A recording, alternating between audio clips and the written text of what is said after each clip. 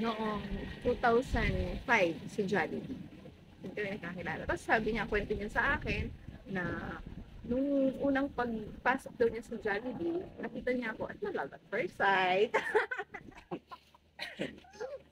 Sa bata. Pre, oo.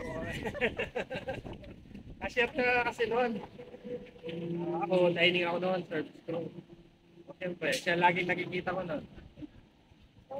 Yun. Nabigyan niya ako sa kanya. Yun lang. Kaso may boyfriend siya noon. Hanggang crush-crush lang ako. Ayaw ko naman manira nung relasyon. Yun lang. At kataon, nagsiwalay kami ng boyfriend, ex ko. Tapos yun. At nagkaroon siya ng Di mo niya chance. nata yun eh. Alam ko, kinuha yung number ko sa logbook eh. Pagkakatanda ko doon, yun. Kasi nalaman ko, crush niya ako. Kinuha yung number ko sa logbook namin kasi dati may logbook kami sa Jollibee. Sabi niyo lahat yung number namin.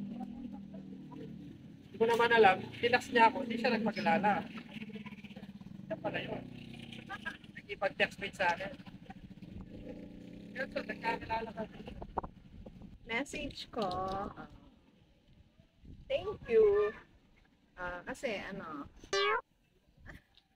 responsable ka ng asawa at saka sa mga anak natin. Hindi mo kami pinabayaan. Love you. Pag-aaruga, ayan. Malambing, ganyan.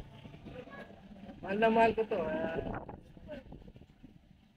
Advice ko lang sa kanya, iwasan niya yung bullshit niya, gano'n. Salamat din. I love you so much. You came